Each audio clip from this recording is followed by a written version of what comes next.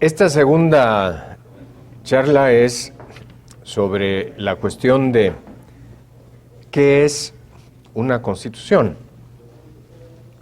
Y una vez más, es una pregunta a la cual puede responderse dependiendo de los criterios, dependiendo de las perspectivas desde las cuales uno quisiera o pudiera abordar esa pregunta. En un primer momento, constitución y forma de gobierno son sinónimos. Es decir, cuando se pregunta por cuál es la constitución ateniense, la respuesta es una constitución democrática. ¿Cuál es la constitución británica del siglo XVIII? Pues es una monarquía constitucional. Es decir, constitución se entiende como forma de gobierno y es lógico, ¿verdad? ¿Cómo está constituido ese régimen político? ¿Cuál es su constitución? ¿Cómo lo describiríamos? Y en ese sentido, no cabe duda de que cualquier sociedad políticamente organizada tiene probablemente más de una constitución. Es decir, se da en la realidad un conjunto de relaciones de poder que se manifiestan de una manera más o menos consistente y estable en el tiempo, y esa es su constitución real, es su constitución factual. Por lo general, pero no siempre y no en todos los casos, por lo general esa constitución factual coincide con la constitución formal, es decir, la que ha sido efectivamente promulgada. Pero no siempre, y no siempre en todos los aspectos, y ni siquiera siempre en todos los aspectos importantes.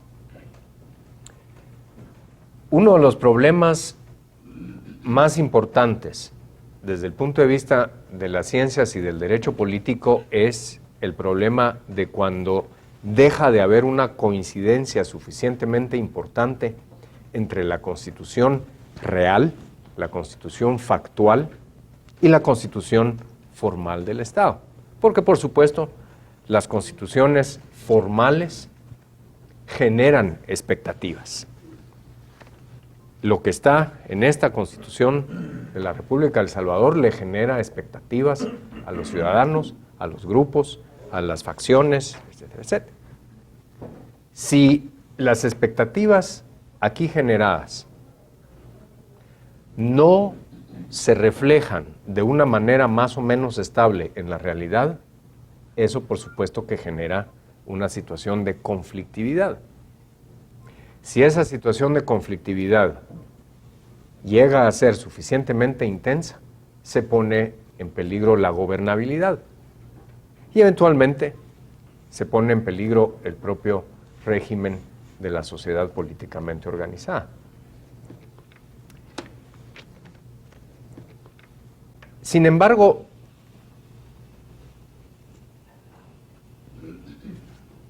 la mayor o menor coincidencia entre la constitución factual de cualquier sociedad políticamente organizada y su constitución formal no depende de la voluntad de los gobernantes, del pueblo, de los representantes del pueblo, ni de cualquier conjunto de personas o de grupos de la sociedad. En otras palabras, los partidos, la totalidad de los partidos políticos de Guatemala pueden querer que se haga realidad lo contenido en la Constitución de este país, pudiera ser que así lo quisiera también el sector privado, que así lo quisieran los sindicatos, que así lo quisieran los dirigentes de los pueblos indígenas, que así lo quisiera todo el mundo. No depende de su voluntad, que así sea. Depende de un factor sumamente importante, por lo general ignorado por gobernantes y por gobernados. Y por eso somos tantos los países en el mundo en donde hay tensiones complejas entre la Constitución factual y la Constitución formal del Estado.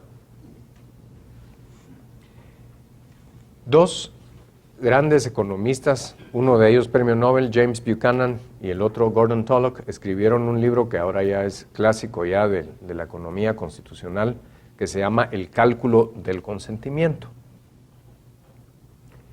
Y en él ellos exploran las bases racionales desde el punto de vista de las ciencias económicas de cualquier régimen político, de cualquier régimen constitucional, y demuestran el acerto que acabo de compartirles, es decir, que no depende de la voluntad ni de los funcionarios ni de los sujetos del Estado que se produzca una coincidencia entre constitución factual y constitución formal. Por supuesto que sí, los principales actores tampoco tienen voluntad de que exista esa coincidencia, pues menos la habrá. Pero Buchanan y Tullock dicen, miren,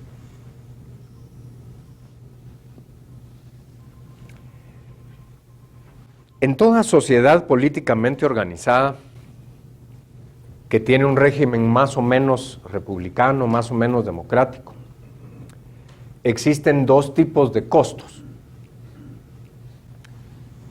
Los costos externos de las decisiones públicas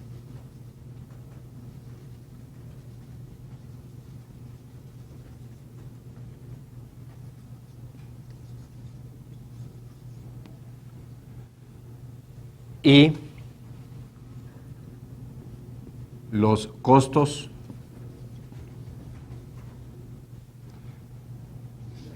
de tomar esas decisiones.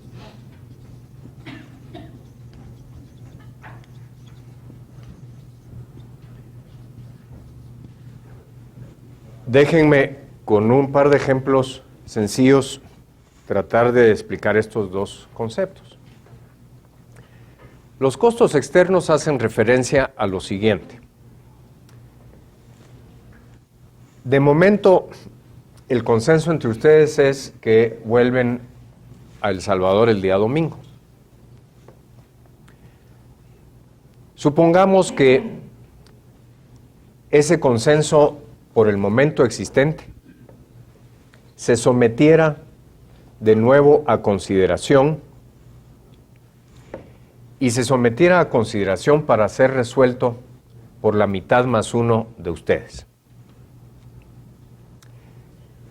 Supongamos que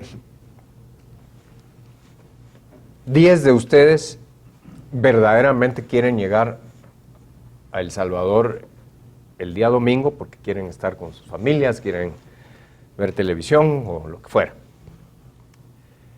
Y al resto, pues, más o menos le da lo mismo regresar el domingo que regresar el lunes.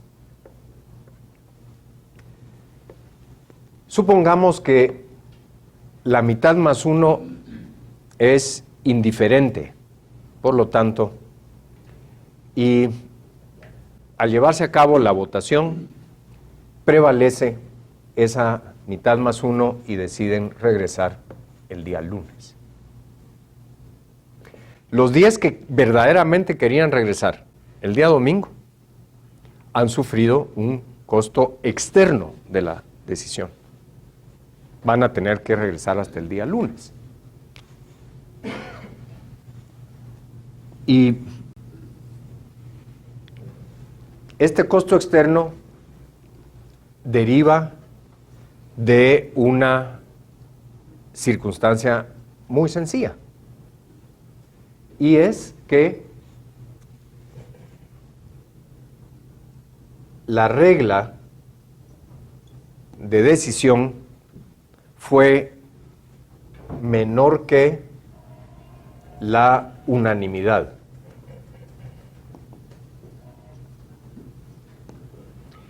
En otras palabras, si esa decisión hubiese sido sometida a la regla de la unanimidad, aquellos que querían regresar el día domingo no hubiesen tenido que soportar el coste de regresar hasta el día lunes, porque simple y sencillamente hubiesen votado en contra de regresar el día lunes y se acabó el problema.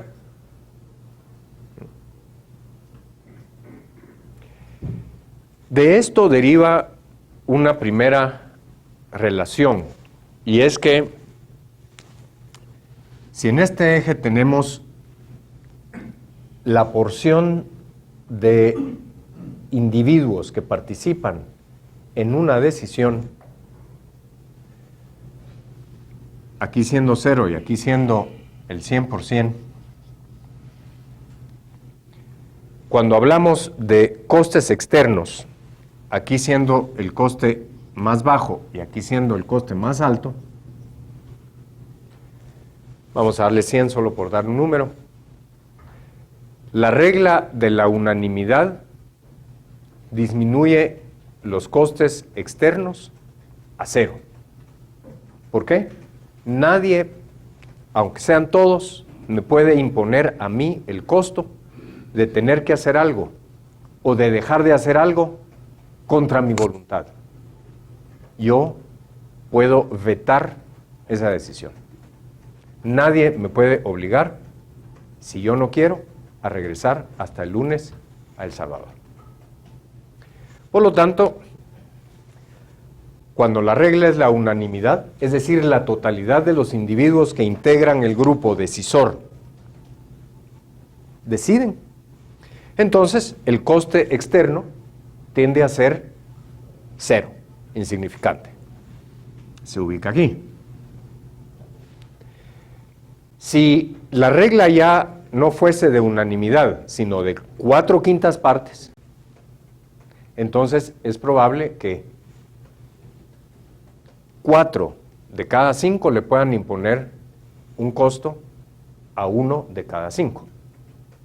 ¿De acuerdo? Entonces, cuando hay menos, todavía bastantes, pero hay menos individuos del grupo que toman la decisión, entonces el coste aumenta.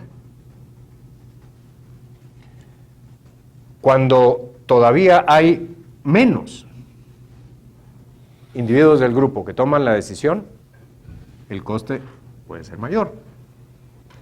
Y cuando solo uno, el rey, el soberano, toma la decisión, pues entonces el coste puede ser altísimo.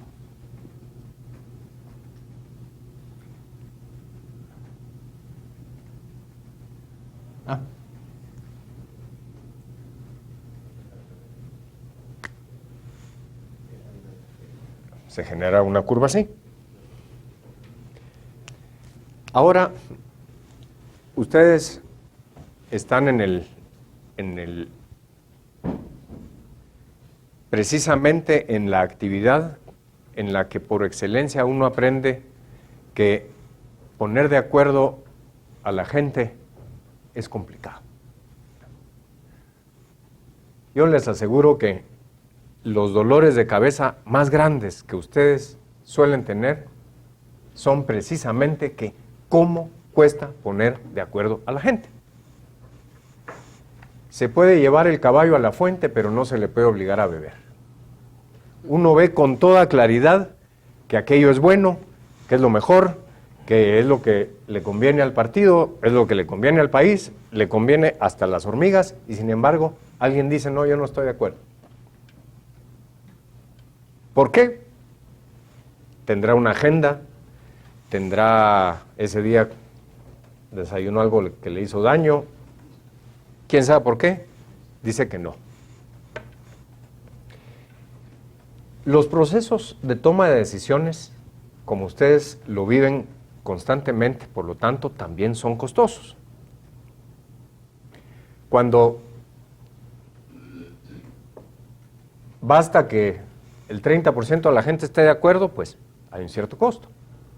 Cuando es necesario que todo el mundo esté de acuerdo, pues cuesta mucho lograr ese consenso.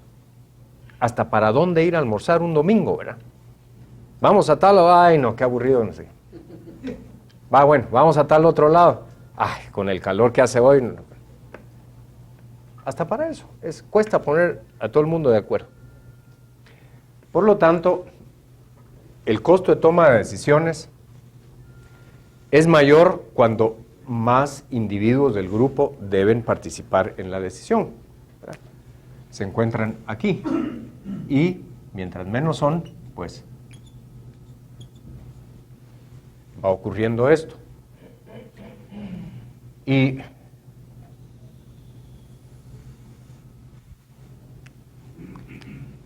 se produce entonces una situación más o menos como esta.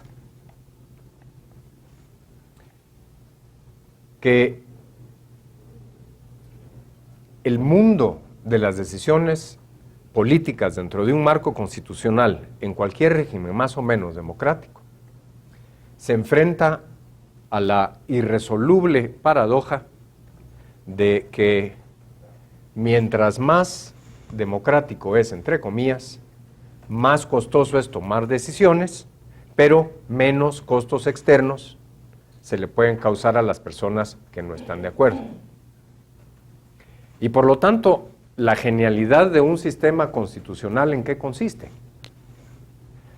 La genialidad consiste en encontrar para cada tema, para cada problema, para cada cuestión que deba resolverse dentro del ámbito de la vida pública del Estado, encontrar más o menos esta región. Por supuesto que no siempre se le va a encontrar el punto exacto de intersección, pero la idea es estar en esa región.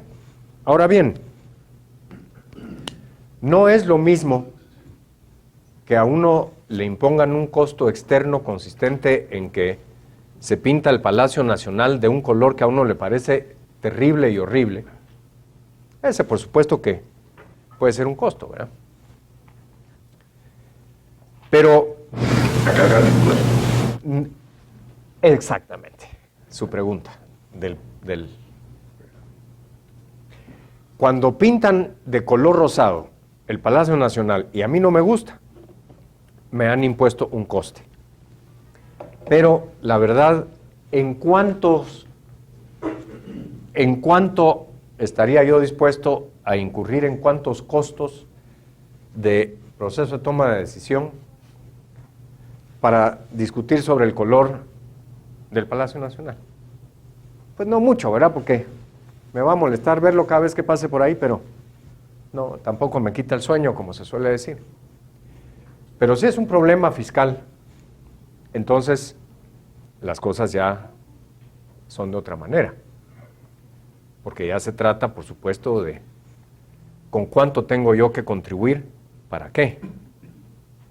En ese caso, para ese tema, la zona óptima de decisión no tiene por qué ser la misma que la zona óptima de decisión para el color del Palacio Nacional. Entonces, quiere decir que estas curvas en una constitución no tienen por qué estar siempre y en todo caso aquí. Por ejemplo, para el tema de los códigos, como decía el presidente Cristiani, pues una mayoría calificada pudiera ser la mejor solución porque los costes externos que pueden generarse de manipular los códigos pueden ser enormes. Entonces, quizás Para ese caso, las curvas se intersectan por aquí. Para el color del Palacio Nacional, quizás se intersectan por aquí. Y ese es el tipo de consideraciones que desde una perspectiva de racionalidad económica tienen que pasar por el análisis de funcionarios y dignatarios como ustedes, tanto para el derecho constitucional como también para el derecho público en general. Los efectos beneficiosos o no beneficiosos de cualquier decisión pueden verse desde la perspectiva del agregado de esos efectos, que es a lo que usted se está refiriendo. Es bueno para la mayoría de la población, qué bueno, aleluya, pero resulta que la decisión era expropiar mi casa. Entonces, esos beneficios que para todos y cada uno de los demás miembros de la población pueden ser más o menos importantes, se han materializado gracias a un coste para mí gigantesco. Entonces, desde un punto de vista constitucional, la cuestión es, para los derechos fundamentales, cuando se trate de derechos fundamentales, por lo menos tenemos que aumentar los costes del proceso de toma de decisiones todo lo posible para evitar que los costes externos sean los menores. Si vamos a tener una regla de expropiación, esa regla tiene que traer una de compensación para lograr disminuir en alguna medida el coste externo. Pero fíjense ustedes, por ejemplo, en el caso de Guatemala, toda la legislación sobre la protección del patrimonio histórico y cultural, que no es más que mecanismos de expropiación parcial de derechos de propiedad, no trae absolutamente nada en términos de compensación. Entonces, si su casa tiene más de 50 años y al Ministerio de Cultura se le ocurre que es patrimonio nacional y que esa fachada ya no debe volver a tocarse jamás en la vida, pues ya lo fregaron. El coste externo de esa decisión es enorme, sin compensación ni nada. Y sin embargo, nunca se analizó el problema de esos costos externos y de cómo disminuirlos en la medida de lo posible. Y entonces se hizo una ley pensando que esto va a ser es lo mejor para todos, cuidar la fachada de su casa porque es una fachada histórica, ¿verdad? Ese es el tipo de problemáticas que aquí se plantea, por favor. Gracias. La verdad, la Constitución es un juego de reglas que normaliza al ser humano, pero ¿cuál es el costo que pudo haber tenido el hecho de que la religión dio 10 mandamientos y rige al mundo?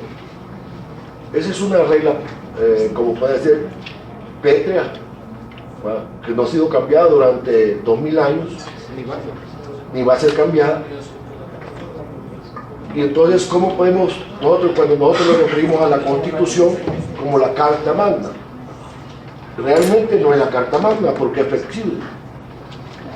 Entonces, ¿cómo podemos diferenciar entre rígida, semirrígida, flexible, una Constitución? Miren, esta es una excelente pregunta, porque precisamente Buchanan y Tulloch hacen un análisis de la problemática constitucional así. ¿Por qué? Porque el problema es que durante la cristiandad, pues la doctrina del derecho natural era aceptada casi universalmente. Entonces, los límites del poder de actuación del príncipe, del rey, de lo que fuera, estaban circunscritos por ese derecho natural que era un derecho natural desde la perspectiva cristiana de la dignidad del hombre, hecho a imagen y semejanza de Dios, etcétera, etcétera. Y eso era algo compartido casi por la unanimidad de la cristiandad. Y cuando consideraban que habían ciertos grupos, como por ejemplo los musulmanes o los judíos, que no compartían eso, ¿qué hacían? Pues lo sacaban de ahí. Hasta lo sacaron de nuestros países, pues. Entonces, ¿qué pasa con la sociedad moderna? En la sociedad moderna, este tipo de límites, por ejemplo, basados en creencias religiosas, comienzan a desvanecerse. Usted tiene a muchas personas que ya ni les interesa la religión, que no son ni agnósticos ni ateos conscientemente, sino que simple y sencillamente para ellos no es un tema. Tiene a otros que sí lo son, pero que son religiosos en cuanto a este conjunto de creencias y no en cuanto a este otro conjunto de creencias. Es una sociedad más secular, mucho más plural. Y entonces usted dice, los mandamientos ahí están, ahí han estado y van a estar siempre. Esa es su creencia. Pero el señor de al lado a lo mejor piensa, mire, eso es superstición. Eso es, demuéstremelo. ¿Usted realmente vio a Dios cuando bajó y dio las tablas de arena? Usted estaba ahí, como dicen los cubanos, tú lo viste. Eso es un tema de fe para ustedes, para muchas otras personas, pero para otros que no tienen esa fe, pues no. Entonces...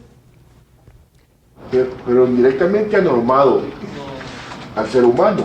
Por supuesto, es lo que yo decía, durante la cristiandad y en otros países como los nuestros todavía más, incluso el día de hoy, pero incluso en Guatemala, la fuerza de la religión como reguladora de la conducta individual en sociedad ha perdido una fuerza enorme, enorme, enorme.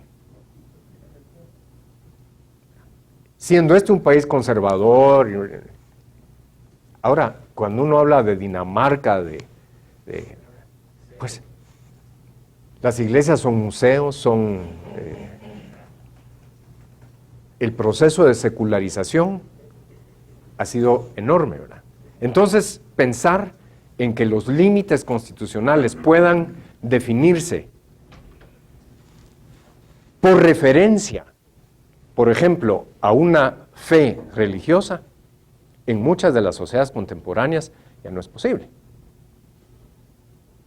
En Irán todavía es posible, hasta cierto punto, porque hay protestas, hay disensión, hay gente que dice, mire, el costo externo que usted me está imponiendo por no separar iglesia y Estado, para mí es gigantesco, porque yo no creo en lo que usted cree.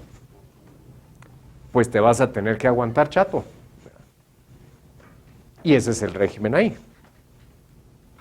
Por eso es que Buchanan y Tullock dicen, miren, la problemática constitucional hay que analizarla desde esta perspectiva.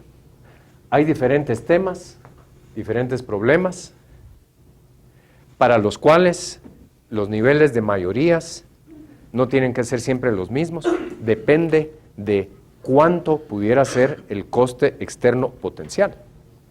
¿Sí?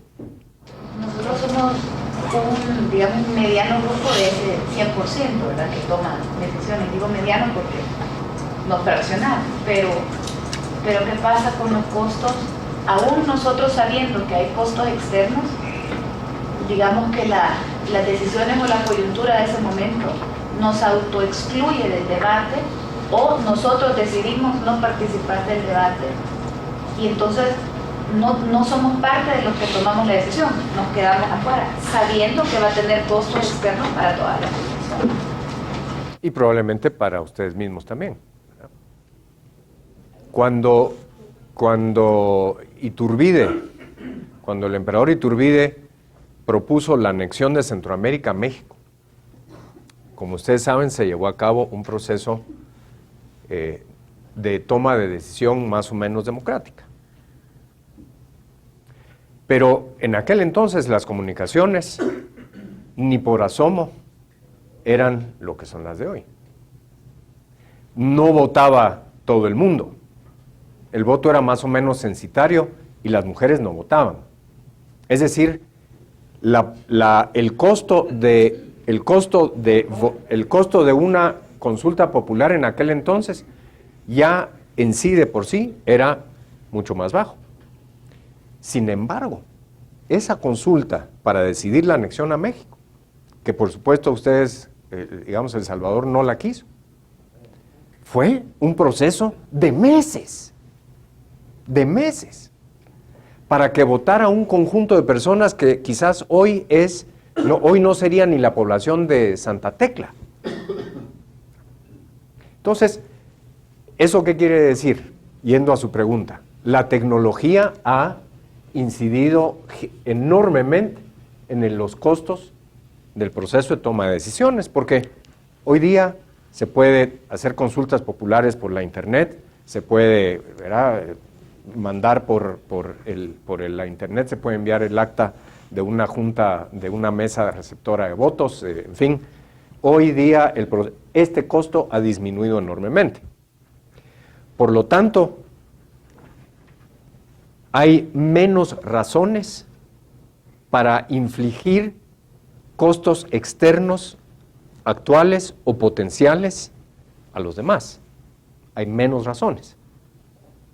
Pero este coste nunca va a llegar a ser cero. La tecnología puede contribuir a disminuirlo, pero no va a llegar a ser cero. ¿Por qué? Porque al final de cuentas, usted y yo tenemos preferencias diferentes, creencias diferentes, tengamos o no tengamos BlackBerry o tengamos o no tengamos iPhone, ¿verdad? Seguimos teniendo nuestras propias creencias, preferencias, etc. Y entonces, tomar una decisión, llegar a un consenso entre ambos o entre los que estamos aquí presentes, siempre va a tener un coste. Menor hoy que en 1821, cuando estábamos decidiendo si nos anexábamos o no al Imperio Mexicano. Y mayor hoy, por supuesto, que en 2050. Pero mientras el ser humano siga teniendo inteligencia y voluntad libres para formar sus propios criterios, sus propias opiniones, preferencias, creencias, etcétera, pues siempre va a haber un cierto coste de decisión, ¿verdad? ¿Sí? Partimos del principio que nosotros no podemos violar la Constitución y estamos interesados en ello. Que minimizar los costos externos es lo ideal. Que para llegar ahí solo le queda la unanimidad. Que políticamente eso casi nunca sucede. Entonces nosotros tenemos que correr riesgos y tenemos que tomar decisiones políticas. Entonces, por eso quiero plantear mi pregunta. O sea, mi convencimiento después de todo lo que ha explicado usted es que debemos de tratar de minimizar los costos externos. Pero si tenemos un costo externo... Pero no a cualquier costo. Sí, pero si tenemos un costo externo elevado, por elevado que sea, si este está dentro del marco constitucional y afecta a una minoría muy clara, y eso nos potencia con la mayoría, que nos puede permitir regresar al poder, mi impresión es que debemos de tomar la decisión aún con ese costo. Sí. Yo creo que usted lo ha formulado adecuadamente. En términos de Buchanan y Tulloch y de la escuela de Virginia y en fin, que ellos fundaron, la cuestión es que hay ciertos costes externos que lo que generan es áreas que ya no tienen por qué estar dentro del proceso de decisión pública. Digamos, si este rectángulo marca el área de las decisiones públicas, hay ciertos aspectos que hay que sacar de ahí. Supongan ustedes algo que hoy día todavía ocurre en Guatemala. En ciertas comunidades tradicionales todavía hay matrimonios que no los deciden los contrayentes, sino los padres o familias de los contrayentes. Eso a muchos de nosotros nos puede sonar inverosímil. Nos puede sonar que es una violación absoluta y que no, pero ocurre. Quizás haya que meterse muy dentro de la montaña, pero ocurre, ¿verdad? Y cuando decimos eso, decimos muchas otras cosas. Derechos de la mujer, derechos fundamentales que son simple y sencillamente ignorados por algunas de esas comunidades. Entonces, lo que estamos diciendo es, por ejemplo, la decisión de dos personas adultas de contraer un matrimonio, con quién, en qué términos, etcétera, debe ser un proceso de decisión pública o no.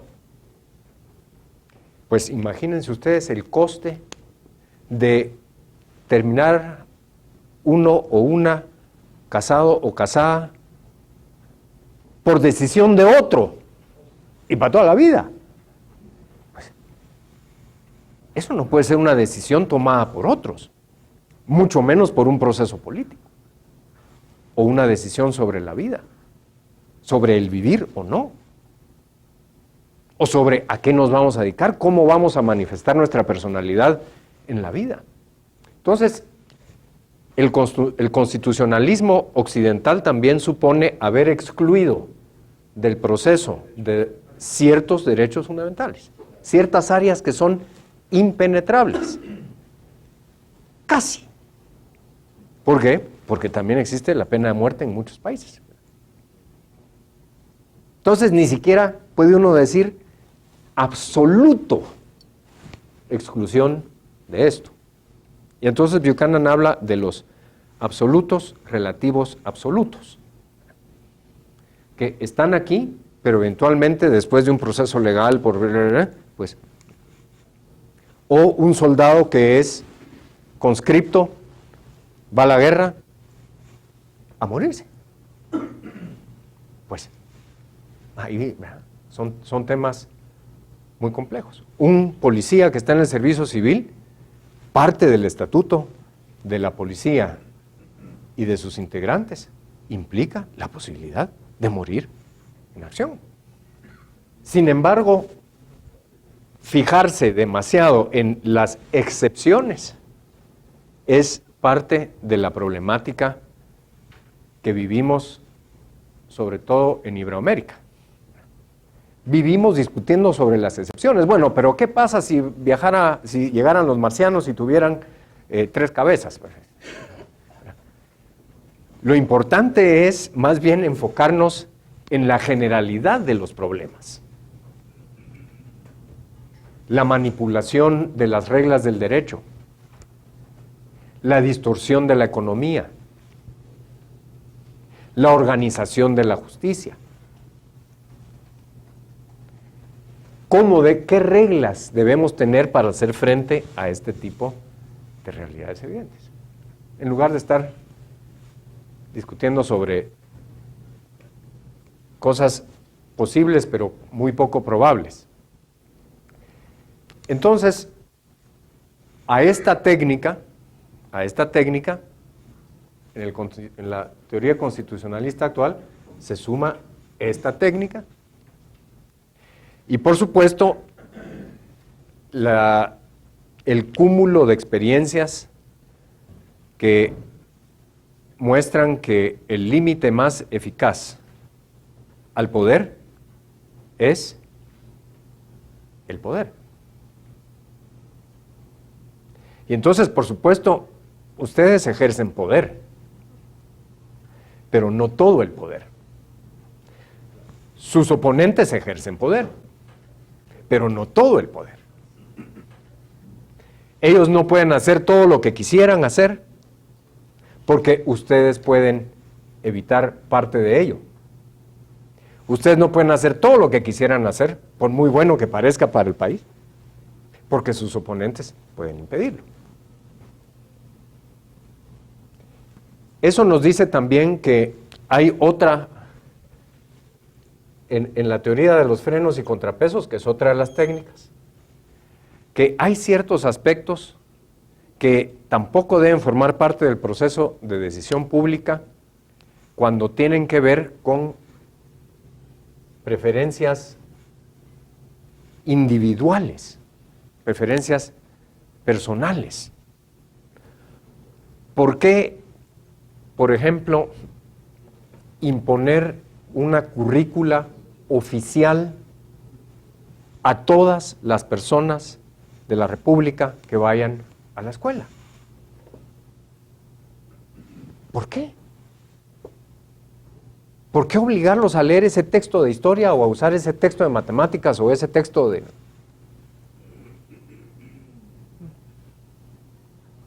Si esto es un tema de... Después, ¿qué hacemos en la vida?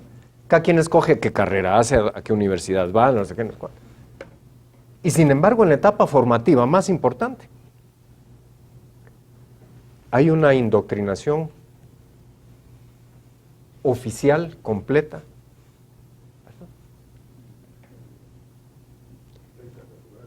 lo cual implica después costes altísimos para la sociedad, en términos de su productividad, de la frontera de producción a la que puede llegar. ¿Por qué? Porque 5, 10, 20 personas más o menos expertas del Consejo no sé qué del Ministerio de Educación son las que deciden por millones de personas qué es mejor para ellas.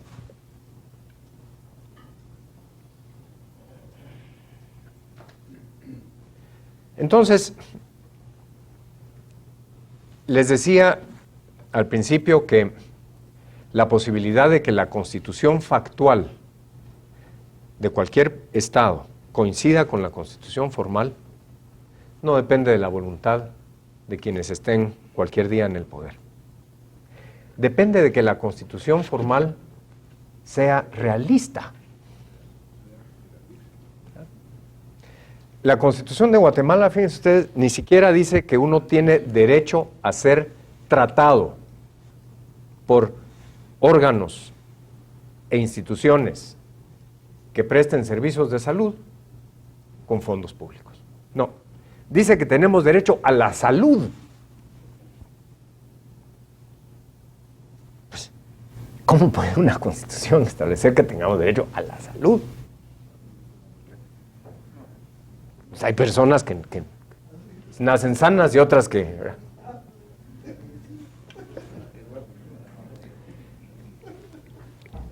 Que la educación superior es un derecho. Es absurdo. Si no hay recursos ni siquiera para completar la primaria.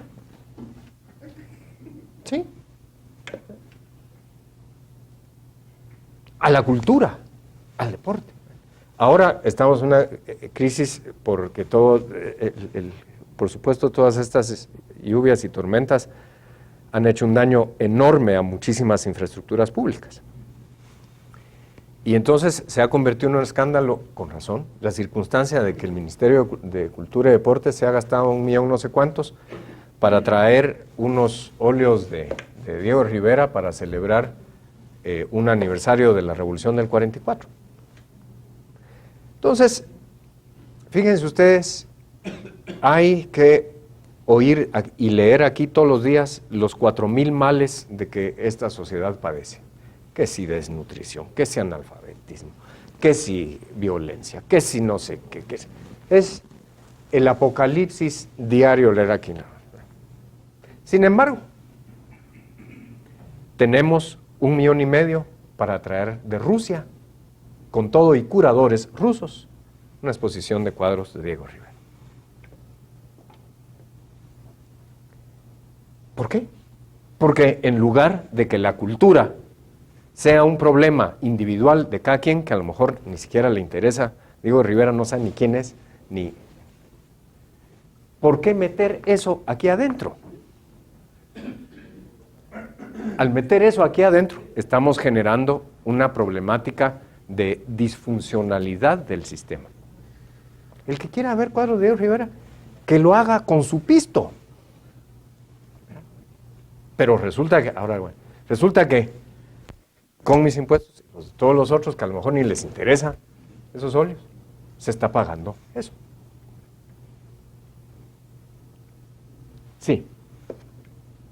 En una nota, digamos, un poco distinta a esto, pero me llama la atención lo que usted acaba de decir, de que depende de que la Constitución sea realista.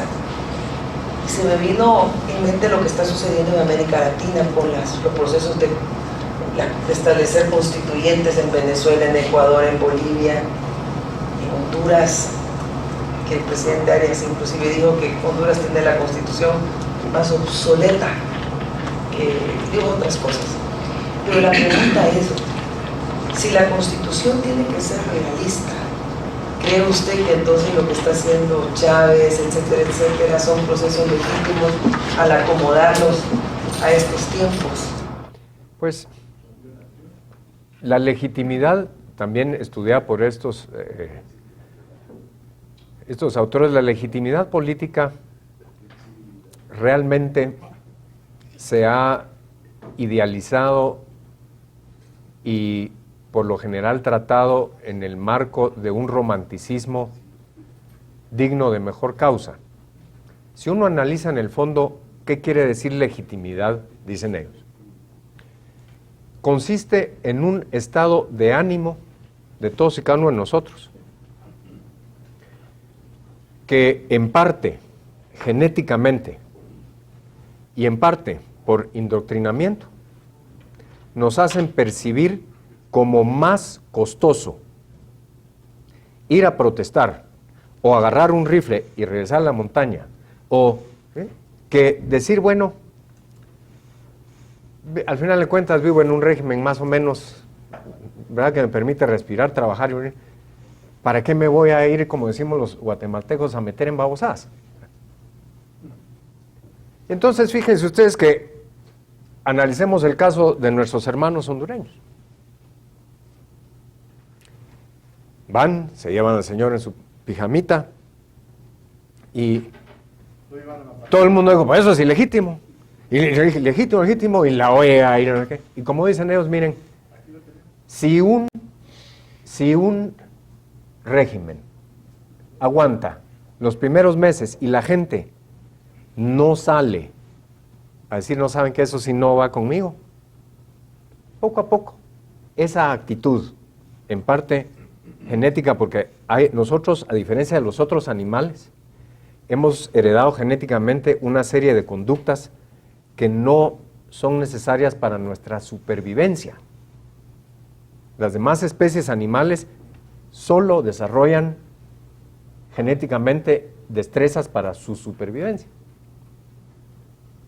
Entonces, nos quedamos viendo tele, vemos CNN y vemos Fox y no sé qué, y pasa un mes, y pasa otro mes, y un buen mes, pues ya el presidente Lobo es recibido en Guatemala después de que cerraron las fronteras y anatema sea, y cómo puede ser posible, y esto no sé qué, no sé cuánto. Al cabo de cierto tiempo ya no hay necesidad de hacer tanto aspaviento, el vaso vuelve a mirarse medio lleno y no medio vacío. Dentro de poco tiempo va a estar de regreso en la OEA, ya está de regreso en el SICA, y todos salen ya en la foto, se abrazan y no sé qué, ya viene aquí, los cadetes se paran en el aeropuerto y los reciben. Lo único que se queda evitando. Bueno, sí, pues. Entonces esa es la temática de la legitimidad. No hemos, nosotros como ciudadanos, digamos comunes y corrientes, por lo general no asumimos costes como salir a protestar, a lo mejor, como decimos en el argot chapín, quedó choteado, ¿verdad? Quedó ya marcado, quién sabe si por ahí hay orejas, y quién sabe si eso va a incidir en cómo me vaya a mí con este gobierno. Al final de cuentas, realmente, ¿cuánto voy yo a ganar si logro que regrese Mel? O sea, yo, aquí de carne y hueso, ¿cuánto voy a ganar si regresa Mel? ¿Cuánto ha cambiado mi vida? No ha cambiado, y si regresa no va a cambiar. Sin embargo, si salgo a protestar a la marcha y no sé qué, y de repente ya hay una oreja del gobierno, y yo estoy tratando de cerrar un contrato con alguna cosa del gobierno, o trabajo para el gobierno, o lo que sea, voy a quedar con el San Benito, y quién sabe, de repente algo me pase. Porque sé genéticamente que en mi sociedad, a veces, a los disidentes les pasan cosas raras. tienen accidentes, se mueren, en fin. Entonces, mi vida no ha cambiado. Si el otro señor regresa, tampoco va a cambiar. Claro, hay un pequeño grupo para los que si el otro señor regresa, la vida va a cambiar. Y que cambió notablemente desde el día en que se lo llevaron en Pachama. Esos por supuesto que van a salir a protestar y van a dar declaraciones y van a sacar banderas y no sé qué, cuándo. Porque para ellos el coste es enorme. Pero eso que llamamos legitimidad de todo el resto de la población, no.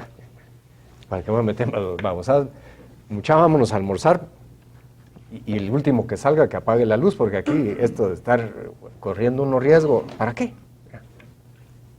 Así es como pasa. Y por eso es que hay una serie de regímenes que uno dice, pero ¿cómo es posible que ese régimen esté en el poder?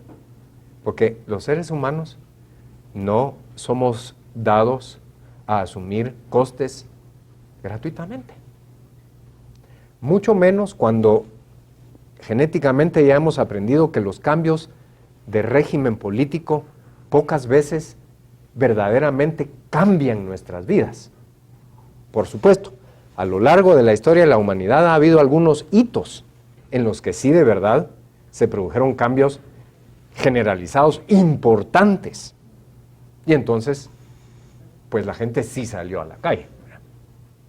Pero si uno recorre el récord, hay un artículo de Tulloch sobre revoluciones, alzamientos populares, golpes de Estado y ilegitimidad. Es interesantísimo. Cuando yo lo leí dije, esto es Guatemala, pues. Esto es exactamente lo que yo he vivido aquí. El día antes del golpe, ¿uno qué hace? Después de haberse lavado los dientes, se sube a su carro y se va a la oficina. El día del golpe, ¿uno qué hace? Lo mismo. ¿Y el día siguiente del golpe, qué hace? Lo mismo. Entonces, la temática de la legitimidad es, y para ustedes que están en una actividad tan próxima a ese tipo de cuestiones, es muy importante que la entiendan muy bien, porque a veces nuestros países pierden oportunidades de oro, de verdaderamente salir de atascos complejos, porque a alguien se le ocurre decir, es que eso sería ilegítimo, democráticamente. Entonces sigamos atascados. Y las cosas son así. Y Honduras nos lo acaba de demostrar, ¿verdad? Fue el patito feo por unos cuantos meses y ahora ya todo el mundo se está fijando en algún otro clavo por otro lado. Okay. Bien, llegamos así al final de esta charla, pues de verdad me ha sido muy grato estar con ustedes, qué bueno que han estado en esta universidad, que es de ustedes. Muchas gracias.